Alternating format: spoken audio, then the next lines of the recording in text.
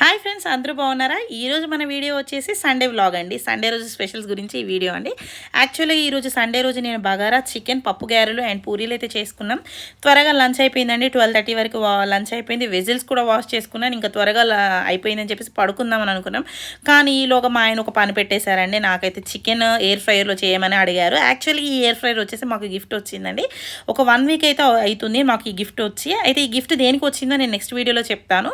అయితే గిఫ్ట్ వచ్చింది కదా, ఇంకా మ్యారినేషన్ చేసి చికెన్ అయితే చేసుకుందాం. ఇందులో మరి ఎలా ఉంటుంది మనకు తెలియదు కదా, అది బాగుందా లేదా అనేది చేసుకుందామని అన్నారు. నాకైతే అస్సలు ఎయిర్ ఫ్రై గురించి ఐడియా కూడా లేదండి. సో నేను దీని గురించి అంతా కూడా యూట్యూబ్ ఛానల్లోనే చూశాను. ఆల్సో దీనిలో ఒక బుక్లెట్ అయితే వచ్చింది. దాని ప్రోగ్రామింగ్ గురించి అంతా బుక్లెట్లో చూసి నేర్చుకొని ఈ ఎయిర్ ఫ్రైలో చికెన్ మ్యారినేషన్ చికెన్ చేసుకుందామని అనుకున్నాం. యాక్చువల్లీ లంచ్ హెవీగా తినేసాము.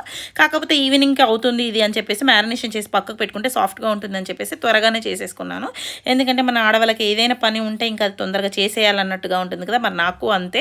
సో నేనైతే చికెన్ తీసుకున్నాను. చికెన్కి దీనికి మ్యారినేషన్కి వచ్చేసి కారం, ఉప్పు, పచ్చి ధనియాల పొడి, వేయించిన ధనియాల పొడి, కొంచెం గరం మసాలా, అలాగే అల్లం వెల్లుల్లి పేస్ట్ కొంచెం తక్కువగా వేసుకోండి, ఎందుకంటే డైరెక్ట్గా తినడానికి కదా. కొంచెం అల్లం వెల్లుల్లి పేస్ట్, అలాగే పెరుగు, కొంచెం నిమ్మరసం వేసుకొని బాగా మ్యారినేషన్ చేసుకోండి.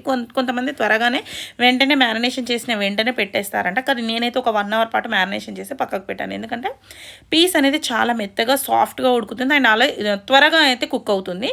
అందుకని ఒక 1 అవర్ మ్యారినేషన్ చేసి పక్కకు పెట్టుకున్నాను. ఇంకా మ్యారినేషన్ అయిపోయిన తర్వాత ప్రోగ్రామింగ్ గురించి బుక్లో చూసి పెట్టేశాను. 185 degrees టెంపరేచర్లో పెట్టి 15 minutes అయితే పెట్టానండి. ఇంకా 15 minutesలో చికెన్ అయితే రెడీ అయిపోయింది. ఇంకా చూడండి ఎంత బాగా వచ్చిందో అండ్ చాలా యమ్మీ టేస్టీగా ఉందండి. ఫస్ట్ టైం చేసినా నాకైతే బాగా నచ్చింది. ఎందుకంటే అందులో ఏముంది అదే అవుతుంది కదా అని అనిపించవచ్చు. కాకపోతే ఏదైనా తెలియంది చేస్తే అది రుచి బాగుంటే ఆ ఆనందమే వేరు. సో నేనైతే ఆ ఆనందాన్ని ఈరోజు చూశాను అండ్ మా పిల్లలకు కూడా బాగా నచ్చింది, తిన్నాము.